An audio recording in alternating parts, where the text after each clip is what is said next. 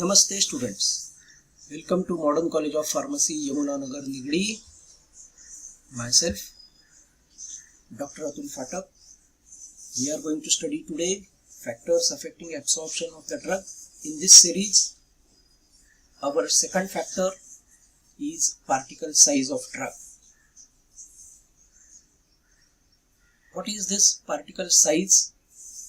It is a notion introduced for comparing the dimensions of the solid particles, like in the form of flux they are available, or liquid particles like they are available in the form of droplets, or gaseous particles if they are available in the form of bubbles. So how it is measured particle size? It is measured as an average particle size. Most of the times when we consider a drug or API, it is available in a solid form. So the average particle size is, most of the times it is an average particle diameter. So how it is measured? Average particle size is a ratio of summation of all particle diameters multiplied by number of particles for which the diameter is measured, divided by summation of number of particles. This is the general expression for the particle size. Now when we consider particle size as a physical parameter of the drug, what is its effect on the absorption and dissolution of the drug? So to study this, we should understand first what is the significance of particle size reduction. Why we need minimum particle size? Now we can say it is not a minimum, but it is a optimized particle size, because if we are go on reducing the particle size, that is also not advisable. So what is the significance of particle size reduction? It increases the surface area.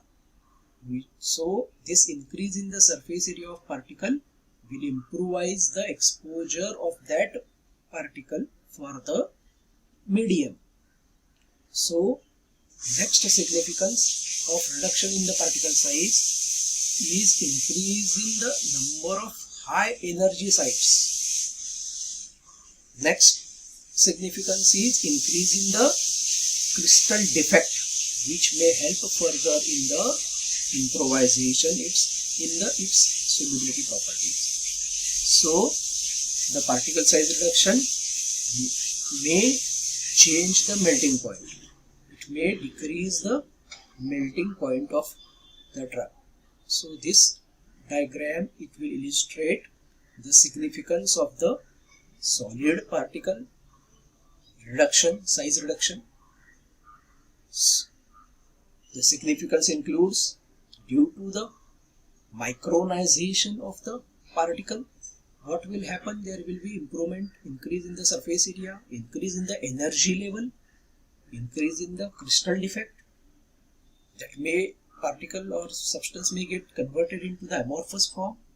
It may be decrease in the melting points. All it is going to give increase in the solubility of that particle or solubility of a drug. So most important significance of the particle size is, or particle size reduction is, to get improvisation in the solubility properties of the drug. Now always it is not advisable to reduce the particle size to go for the micronization, because if you go on doing the micronization, you are converting the molecule into the less than that size. It may make the drug unstable, and that drug may get degraded in a solution form itself, because the surface area is too much, which is exposed to the solvent. Then the second reason is that drug may produce undesirable effect, because for more micronized, heavily micronized molecule, we cannot predict its transportation abilities. So that is why it may give you undesirable effect. and when you expect sustained effect, then this particle size reduction is not advisable. Here we are going to study various examples of the micronized drugs. This is the list of drugs which are micronized, or for these drugs the micronization has resulted into a positive manner, that is improvisation in the solubility properties. Griseofulvin, chloramphenicol, tetracycline, digoxin, nitrofurantoin, tolbutamide. There are so many drugs which needs particle size reduction, and this particle size reduction has helped them to improvise in the solubility properties for these drugs. The significance of particle size or particle size reduction, in other words, is smaller the size, that is by doing micronization, greater is the effective surface area,